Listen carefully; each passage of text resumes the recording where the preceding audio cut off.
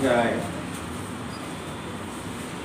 అపోస్తలుడైన పౌలు గారు ఎఫెసీ సంఘానికి రాసిన పత్రిక 2వ అధ్యాయం 13వ వచనం. అయినను మునుపు దూరస్తులైన మీరు ఇప్పుడు క్రీస్తు యేసునందు క్రీస్తు రక్తము వలన సమీపస్తులై ఉన్నారు. చిన్న ప్రార్థన చేసుకుందాం. చిన్న ప్రార్థన. పరిశుద్ధుడైన తండ్రి, అద్భుతమైన దేవా, ఆశ్చర్యకరుడు అయిన దేవా, ఆలోచనకర్తమైన దేవా, అయా మీకు స్తోత్రం. గడిచిన ప్రబోధన నుండి ప్రభువా, ఇప్పటి వరకు మీ రెక్కల నీడ క్రింద మమ్మల్ని భద్రపరచి అయా మమ్మల్ని సజీవులుగా ఉంచి మీ సన్నిధికి మీ ఇంటికి తీసుకొచ్చిన దానం బట్టి అయా మీకు స్తోత్ర. మీరు చేసిన ప్రతి కార్యం బట్టి ప్రభా మిమ్మల్ని ఆరాధించాలని ఆశపడుతూ ఉన్నా. కానీ నా ప్రభా యథార్థమైన ఆరాధన, మీకు ప్రీతికరమైన ఆరాధన చెల్లించటానికి మీరు మాకు ఇచ్చిన లేఖన భాగం ద్వారా మీరు మాతో మాట్లాడారు. అల్పుడైన నన్ను, అనర్హుడైన నన్ను నా ప్రభువా విసులు చాటు మరుగుపరుచుకొని మీ ఆత్మతో అభిషేకించి ప్రభువా మీ మాటలు నా నోటిలో ఉంచి మీరు మాట్లాడి మమ్మల్ని స్థిరపరిచి, బలపరిచి, ధైర్యపరిచి యేసు క్రీస్తు వారి పరిశుద్ధమైన నామంలో ఈ మనవి చేస్తున్నాము తండ్రి, ఆమేన్.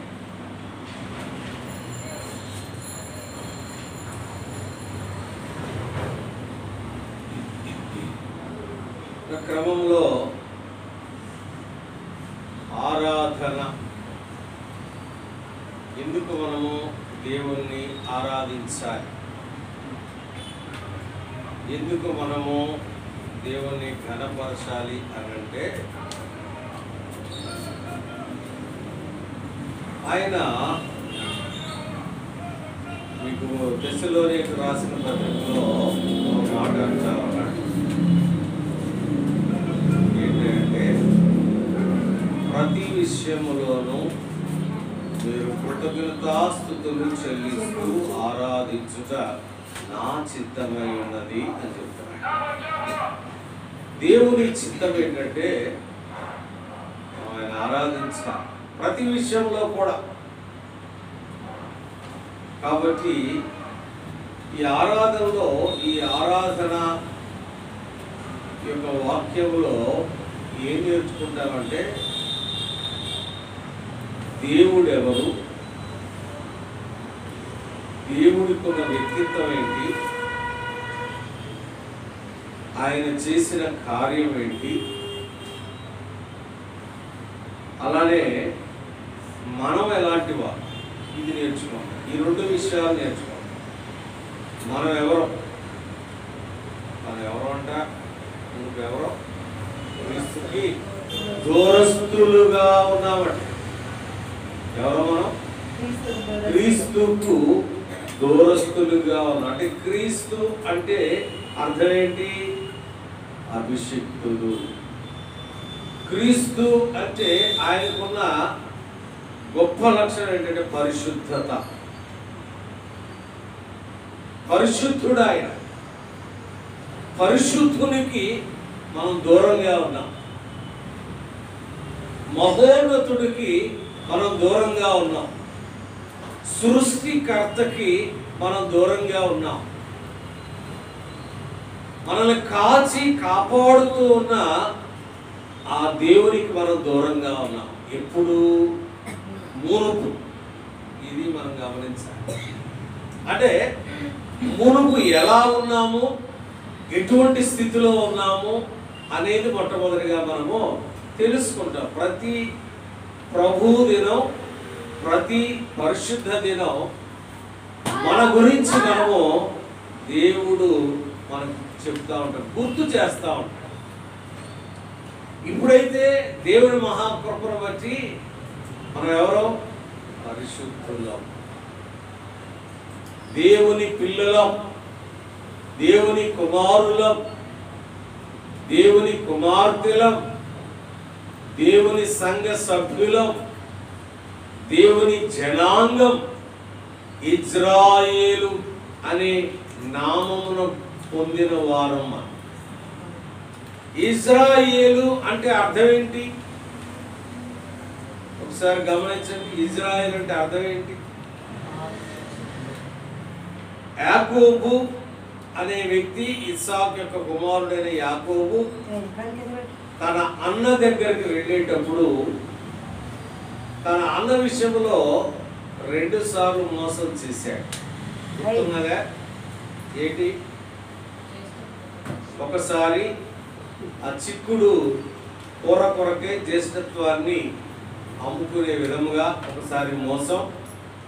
అలానే రెండవసారి ఏం చేశాడు? రెండవసారి దీవెనలు, తండ్రి దగ్గర దీవెనలు పొందటానికి మారు వేషం వేసుకొని వచ్చాడు. ఆ క్రమంలో వాళ్ళ బ్రదర్ పేరేంటమ్మా? ఏశావు. చాలా కోపంగా ఉన్నాడు, పగతో ఉన్నాడు, ప్రతీకారంతో ఉన్నాడు. మరి అతన్ని ఎలాగైనా తన దగ్గర క్షమాపణ పొందాలని, తన యొక్క అనుగ్రహం పొందాలని మరి యాకోబు వెళుతూ ఉన్న సమయంలో, ఒంటరిగా ఉన్న సమయంలో దేవుడు యాకోబుని దర్శించాడు. బైబిల్లో ఉన్న the first all night prayer ఎవరో తెలుసా? యాకోబు. ఫస్ట్ ఆల్ నైట్ ప్రేయర్, సంపూర్ణ రాత్రి ప్రార్థన జరిపింది యాకోబు. ఏం జరిగింది ఆ రోజు? ఏం జరిగింది?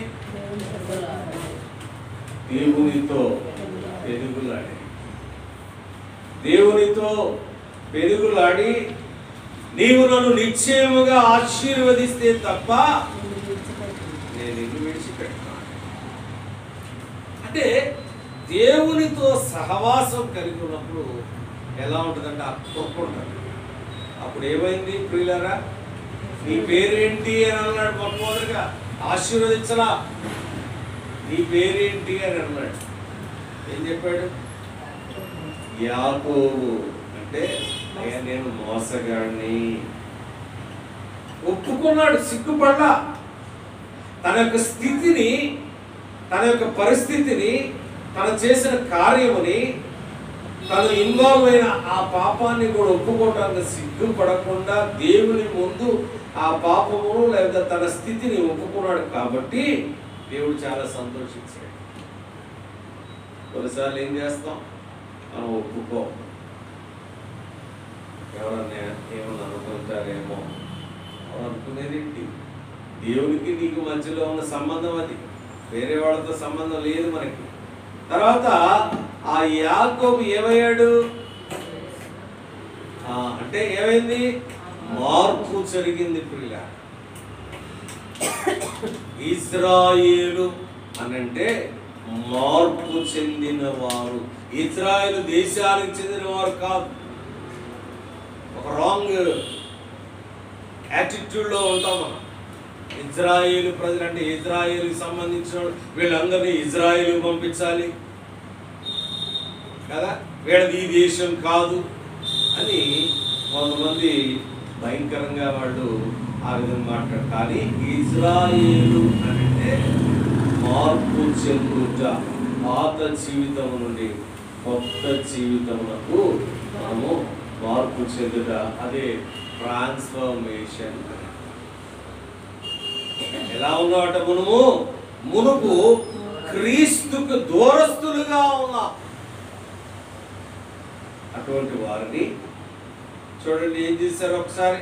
11వ వచనం నుండి చదువుతాం. 12వ వచనం నుండి, ఆ కాలమందు ఇజ్రాయేలుతో సహపౌరులు కాక. ఎఫెసీయులకు రాసిన పత్రిక 2వ అధ్యాయం 13వ వచనం. ఆ కాలమందు ఏ కాలమందు? ఏ కాలం అంటే నీవు నేను మనము దూరస్తులుగా ఉన్న సమయం కదా. ఎవరికి దూరస్తులు? క్రీస్తుకి ప్రభువుకి దూరస్తులుగా ఉన్న సమయంలో మన పరిస్థితి ఏంటంటే ఇజ్రాయేలుతో సహపౌరులు కాక. ఇజ్రాయేల్ అంటే మార్పు చెందిన వారితో పౌరుషత్వం లేదు, వారితో సంబంధం లేదు. ఎవరితో సంబంధం ఉంది? ఎప్పుడు యాకోబుతో సంబంధం, యాకోబు జీవితం, యాకోబు అనుభవం, లోకములో ఉన్న అనుభవంలో ఉన్నాం. దేవుడు మనతో మాట్లాడుతున్న విషయాన్ని చూస్తే దేవుడు గుర్తు చేస్తా ఉన్నాడు. ఓ యాకోబు, నీకు నాకు సంబంధం లేదు. ఏ సమయంలో? ఆ కాలములో. ఏ కాలం? క్రీస్తుకి దూరస్తుడుగా ఉన్న కాలం. ఆ కాలం ముందు ఏంటంటే ఇంకా ఏం చెప్తా ఉన్నారు? పరదేశులు అనంటే ఏంటి? క్రీస్తుకి సంబంధించిన దేశం. ఏంటి ఆ దేశం? పరలోక రాజ్యం, నిత్య రాజ్యం. ఆ దేశానికి సంబంధించిన వాళ్ళంగా లేము. ఏ దేశానికి సంబంధించిన వాళ్ళంగా ఉన్నాం? ఏ దేశానికి సంబంధించిన వాళ్ళంగా ఉన్నాం? పాతాళానికి, నరకానికి. అయితే ఈ లోకానికి సంబంధించిన వాళ్ళంగా ఉన్నాం. ఎలా ఉన్నాం? ఈ లోకం అనిత్యమైనది, అశాశ్వతమైనది. దేవుని బిడ్డ, ఈ లోకం అశాశ్వతమైనది. అశాశ్వతమైన ఈ లోకములో ఎలా ఉన్నావట? పరదేశులుగా ఉన్నాం. పరదేశులో అంటే దేవునికి సంబంధించిన ఆ రాజ్యమునకు వారసులముగా కాక ఈ లోకములో ఉన్నాం. ఎందుకంటే మన పరిస్థితి ఏంటో దేవుడు మనకి నేర్పుతా ఉన్నాడు. ప్రియులు చూడండి, ఇంకోటి ఏంటంటే పరదేశులను, వాగ్దాన నిబంధన లేని పరజనులను. చూడండి, పరజనులు. మనకి దేవుడు మనం సృష్టించడంతో మనకు ఒక నిబంధన ఇచ్చాడు. చదవండి ఒకసారి ఆదికాండం 1వ అధ్యాయం 28వ వచనం. దేవుడు వారిని ఆశీర్వదించెను. ఎట్లనగా మీరు ఫలించి అభివృద్ధి పొంది విస్తరించి భూమిని నిండించి దానిని లోపరుచుకోవాలి. ఒక నిబంధన ఏంటది? మనం ఫలించాలి. దేంట్లో ఫలించాలి? అన్ని విషయాల్లో ఫలించాలి. ఆయన ఉద్దేశం ఏంటంటే ఆత్మీయంగా, ఆధ్యాత్మికంగా, ఆర్థికంగా, ఈ లోకపరంగా కూడా మనం ఫలించాలి, అభివృద్ధి చెందాలి. ఈ దేవుని సంగమా.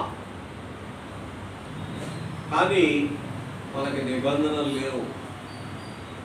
అయ్యో, నేను రేపటి రోజున నేను ఈ యొక్క జీవితం నుండి నాకు విడుదల వస్తుంది, ఈ జీవితం నుండి నాకు విముక్తి వస్తుంది, విమోచన వస్తుంది అనే నిబంధన నుండి తొలగిపోయారు. పరచనులముగా ఉన్నాం. ఇంకా 3వ 4వది చూస్తే నిరీక్షణ లేని వారు. ఏంటంట? నిరీక్షణ లేదు. నిరీక్షణ అంటే ఏంటి? ఎదురు చూడటం. ఇంకా రేపు నాకు ఇది జరుగుద్ది, నేను దీని నుండి విడుదల పొందుతాను అనే ఆ ఎదురు చూపు లేదు. ఎందుకు లేదు? ఆ నిరీక్షణ కలిగే ఆ క్రీస్తుకి దూరంగా ఉన్నాం.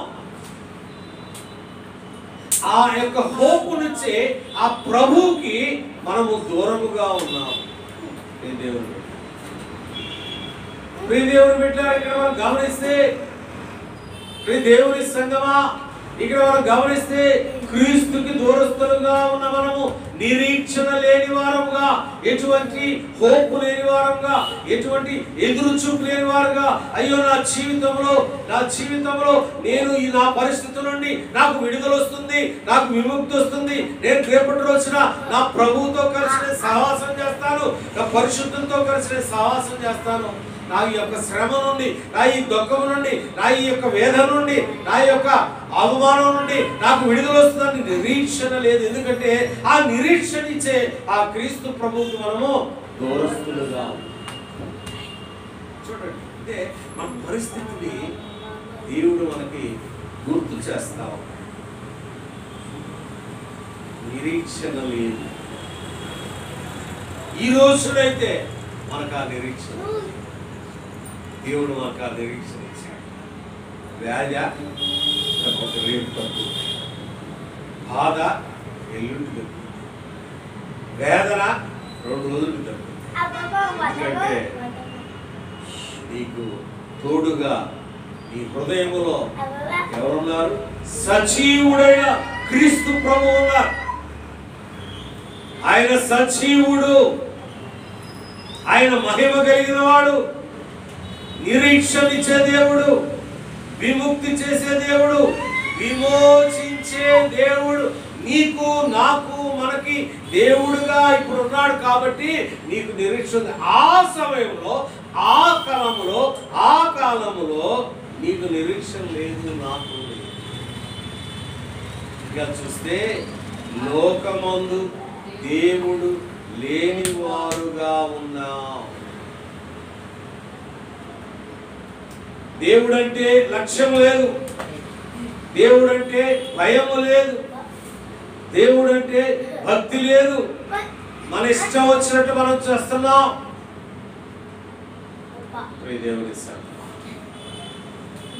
దేవుని బిడ్డలారా, గమనిస్తే దేవుడు మాట్లాడే విషయాన్ని మనం గమనిస్తే, దేవుడు వాక్యం మనతో మాట్లాడుతున్న విషయాన్ని మనం గమనిస్తే, దేవుడు లేనివారుగా నీ ఇష్టం వచ్చినట్టు, నా ఇష్టం వచ్చినట్లు మనం ప్రవర్తిస్తూ ఉన్నాం. పాపములో ఉన్నప్పుడట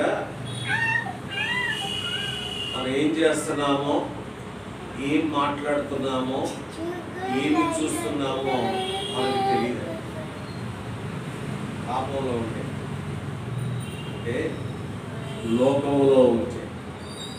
లోకములో అంటే అపవాది యొక్క ప్రబంధ హస్తాల్లో ఉంటే మనం ఏం చేస్తున్నాము? నేనే దేవుణ్ణి అని చెప్తాం. కొంచెం నాకంటే తెలివిగలవాళ్ళు ఎవరు లేరు, నాకంటే జ్ఞానవంతులు ఎవరు లేరు, నాకంటే నీతిమంతులు కూడా ఎవరు లేరు అని చెప్తాం కొన్నిసార్లు కదా, చెప్తాం కదా. కొన్నిసార్లు మన జీవితాల్లో ఒకసారి వేరే వాళ్ళని చూసి మనం చాలా నీతిమంతులుగా మనం పరిగణించుకుంటూ ఉంటాం. ఈసారి మునుపు ప్రభువుకి దూరస్తులుగా ఉన్నప్పుడు మన జీవితం గురించి దేవుడు మాట్లాడాడు. పరదేశులుగా ఉన్నాం, ఇజ్రాయేలుతో సహపౌరులుగా లేము, నిరీక్షణ లేని వారుగా ఉన్నాం, పరజనులుగా ఉన్నాం, దేవుడు లేని వారుగా ఉన్నాం. అటువంటి నిన్ను, నన్ను, మనలను ఒకరోజు దేవుడు దర్శించాడు. దేవుడు నిన్ను, నన్ను, మనలను క్రీస్తుకి, ఆయనకి దూరస్తులుగా ఉన్న మనం దర్శించడానికి మనకున్న యోగ్యత ఏమన్నా ఉందా? చూడండి ఒకసారి కీర్తనలు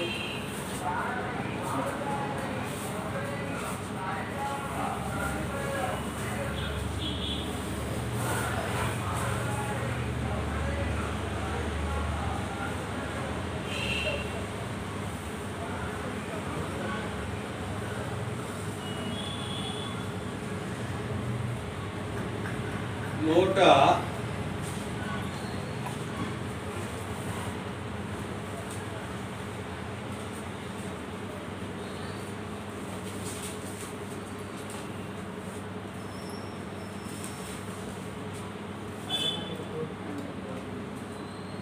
51వ కీర్తన తీయండి ఒకసారి. 51.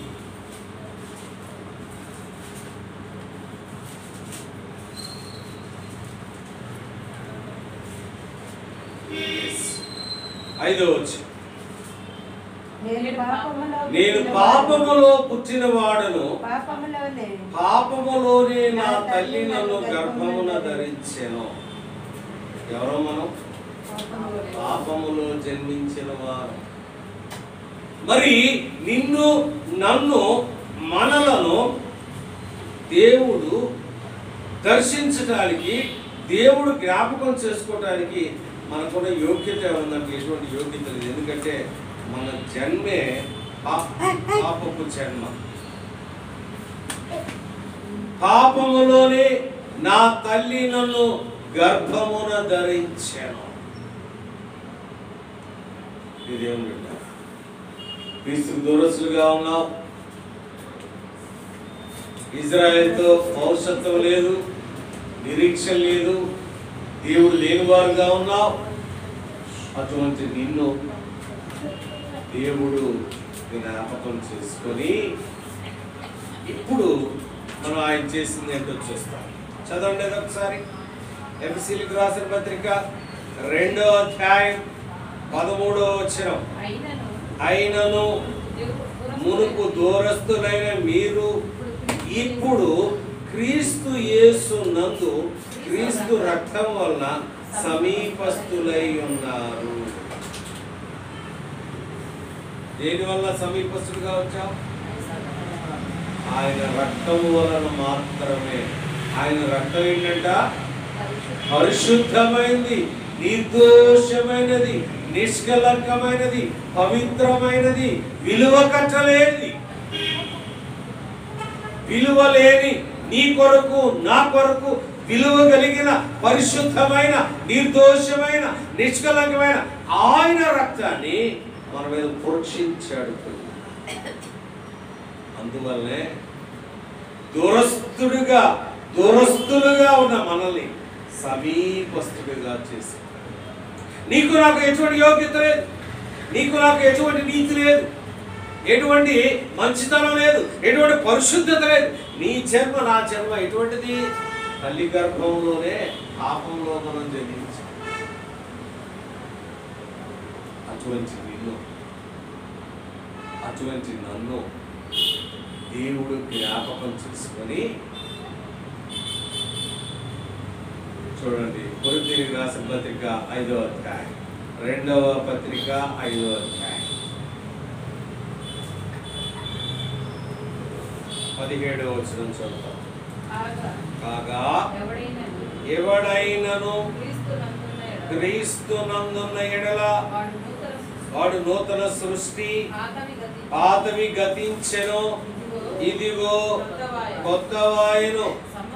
సమస్తమును దేవుని వలనైనవి, ఆయన మనలను క్రీస్తు ద్వారా తనతో సమాధాన పరుచుకొని ఆ సమాధానపరచు పరిచర్యను మాకు అనుగ్రహించెను. ఇంతకుముందు ఎలా ఉన్నాం? క్రీస్తుకు దూరస్తులుగా ఉన్నప్పుడు ఎవరికి దూరస్తులుగా ఉన్నాం? తండ్రి అయిన దేవునికి. మరి తండ్రి అయిన దేవునికి మనకి ఎటువంటి సంబంధం లేనప్పుడు ఏం జరిగింది? క్రీస్తు ప్రభు యొక్క రక్తము ద్వారా మనము, ఆ రక్తము మన మీద ప్రోక్షించబడి ద్వారా మన మీద ఉన్న ఆ పాపము తొలగించబడి, ఆ అపరాధము తొలగించబడి, క్రీస్తు ద్వారా, క్రీస్తు రక్తము ద్వారా తండ్రితో మనకి సమాధానము ఏర్పడింది, లేదా ఐక్యత ఏర్పడింది. ఇంతకుముందు ఆయనకి మనకి మధ్యలో ఒక గ్యాప్ ఉంది. ఏంటి ఆ గ్యాప్? పాపం అనే గ్యాప్. చూసారా? మరి ఇంతకు ముందు లేదు. ఇంతకు ముందు ఆయనతో మనకు సమాధానం లేదు. ఇంతకు ముందు దేవునితో మనకి సంబంధం లేదు. నీకు నాకు మధ్యలో ఒక అగాధం ఉంది. ఆ అగాధమే పాపం. అందువల్లే నీవు నాకు మనవి చేసిన నా చెవులు అది ఆలకించట్లేదు అంటాడు యెషయా గ్రంథం. తీసేసుకో. అది ఎప్పుడైతే దేవుడు మనం దర్శించి నీలో నాలో ఉన్న ఆ పాపమును ఆయన రక్తము ద్వారా మనకి విడుదల కలుగు చేశాడో అప్పుడు మనము ఆయనకి సమీపిస్తాం. అప్పుడు దాకా దూరస్తున్నాం కదా. అటువంటి నిన్ను నన్ను దేవుడు లేడు. ఎవరు దేవుడు? నేనే దేవుడిని అన్న సందర్భాలు కూడా.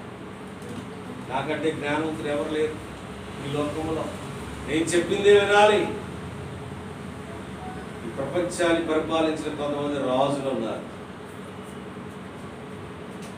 కాన్స్టాంటినోపుల్ ఆయన కూడా అలానే ఉంటాడు. జూలియస్ సీజర్, రోమా చక్రవర్తి, వాళ్ళందరూ కూడా మేము ఏం చెప్పి మనకి బైబిల్లోనే మనకు కలుస్తాం. ఒక వ్యక్తి బబులోను సామ్రాజ్యాన్ని పరిపాలించే రాజు. ఎవరతను? నెబుకద్నెజర్. ఎంత పెద్ద రాజ్యం, అంత పెద్ద రాజ్యం. ఆయన నోట్లో నుండి ఏ మాట వస్తే అది జరగాల్సింది. విడిచిపెట్టుకుపోయారు. ఎందుకు? దేవుడు లేడు. వారే దేవుడుగా పరిగణించుకున్నారు. అయ్యో, నేను ఈ లోకంలో కొన్ని రోజులు ఉండటానికి, కొన్ని సంవత్సరాలు ఉండటానికి వచ్చాను అన్న విషయం తెలియకుండా, తెలుసుకునే ఆ అవగాహన లేకుండా ఏం చేశారంటే వాళ్ళ జీవితాన్ని ముగించేశారు. ఆ విధంగా ప్రవర్తించారు. దేవుని బిడ్డ, అటువంటి నిన్ను నన్ను కేవలం ఇప్పుడు చూస్తాం. ఒకసారి ఎఫెసీయులకు రాసిన పత్రిక 2వ అధ్యాయం 8వ వచనం.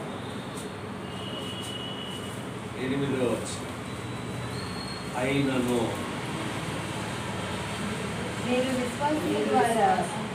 4వ వచనం, 4-5. అయినను దేవుడు కరుణా సంపన్నుడై ఉండి మనము మన అపరాధముల చేత చచ్చిన వారమై ఉండినప్పుడు సైతము. ఎప్పుడున్నాం? ఎటువంటి పరిస్థితిలో ఉన్నాం? చచ్చిపోయి ఉన్నాం. దేని వల్ల చనిపోయినాం? పాపము వల్ల, అపరాధం వల్ల. మరి ఇక్కడ మనం గమనిస్తే దేవుడు ఎవరిని రక్షించాడు? ఆయన నమ్ముకున్న వాళ్ళని రక్షించాడు, ఆయన ఫాలో అయిన వాళ్ళని రక్షించాడు అని ఒకవేళ చెప్తా ఉంటే దానికి సమాధానం ఏంటంటే, నువ్వు చనిపోయి ఉన్నప్పుడు సైతము. దేని ద్వారా చనిపోయావు కదా? అపరాధం చేత. ఎట్లా చనిపోయావు? ఆధ్యాత్మికంగా, స్పిరిచువల్గా నీవు చనిపోయి ఉన్న స్థితిలో ఉన్నప్పుడు సైతము మన ఎడల చూపిన, ఇది చాలా చాలా చాలా ప్రాముఖ్యమైన, మన ఎడల చూపిన తన మహాప్రేమ. ఆ ప్రేమకి ఏం చెప్తాం? దాన్ని ఇన్ఫినిట్ అంట. God's love is infinite which cannot be measure. కొలవలేని ప్రేమ, హద్దులు లేని ప్రేమ. ఆయన మహాప్రేమ చేత ఏం చేశాడంటే మనల్ని క్రీస్తు కూడా బ్రతికించాను. అది అక్కడ నీ జీవితంలో, నా జీవితంలో జరిగిన ఆ గొప్ప కార్యం ఏంటంటే ఆయన రక్షించాడు, బ్రతికించాడు. చనిపోయాం మనం. ఎలా చనిపోయాం? శాంతి, ఎలా చనిపోయాం కదా? ఆధ్యాత్మికంగా చనిపోయాం. ఆధ్యాత్మికంగా చనిపోయిన మనల్ని ఆయన ప్రేమ చేత మనం బ్రతికించాడు కదా. క్రీస్తు కూడా మనలను బ్రతికించి ఆ చివరి కృప చేత మీరు రక్షింపబడి ఉన్నారు. కేవలం కృప. కృప అంటే తెలుసుగా ఎవరి మీద ఉంటుంది? కృప అంటే ఏంటి? అర్థం ఏంటి? కృప అంటే మీకు చెప్పే ఉంటాను చాలాసార్లు కదా. మేము 10th క్లాస్ కదా, మేము 10th క్లాస్ చదివే టైంలో మాకు అప్పుడు 35 మార్కులు పాస్ మార్కులు. అయితే 32 వచ్చాయి. ఆ 32 3 మార్కులు రావాలి. 3 మార్కులు రాకపోతే సంవత్సరం అంతా మాకు 2 సార్లు జరుగుతాయి అప్పుడు ఎగ్జామ్స్. అక్టోబర్, మార్చి. అక్టోబర్లో పాస్ అయినా మమ్మల్ని జాయిన్ చేసుకోరు. మరలా జూన్లోనే. అప్పుడు గవర్నమెంట్ ఏం చేస్తుంటే మా మీద జాలి చూపిస్తుంది.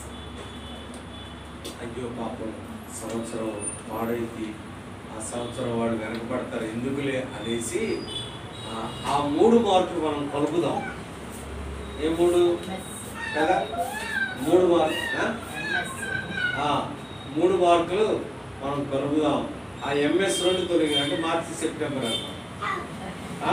మార్చి సెప్టెంబర్ నుండి వాళ్ళు విడుదల చేద్దాం అనేసి మాకు అర్హత లేకపోయినా, మాకు యోగ్యత లేకపోయినా మమ్మల్ని ఏం చేశాడు అంటే గ్రేస్ మార్కులు ఇచ్చి, అంటే గ్రేస్ అంటే కృప చూయించి మమ్మల్ని యోగ్యులుగా చేశాడు. చూడండి ఏమంటున్నాడు, కృప చేత మీరు రక్షణ. You are not deserve to get salvation because we are all sinners. ఆయన యొక్క రక్షణ పొందడానికి మనకు యోగ్యత లేదు, కానీ ఆయన కృప చేత మన రక్షణ. అది అక్కడ కృప చేత మీరు రక్షణ. కొన్నిసార్లు నేను నీతిమంతుడిని, నేను పరిశుద్ధుడిని, అందుకని నేను రక్షింపబడ్డాను అని ఒకవేళ మనం అతిశయపడతామేమో అనేసి దేవుడు ఇక్కడ ఈ మాట రాస్తున్నాడు. చూడండి, అపరాధము చేత చచ్చిన వారమై ఉండినప్పుడు సైతం ఏ స్థితిలో ఉన్నావు?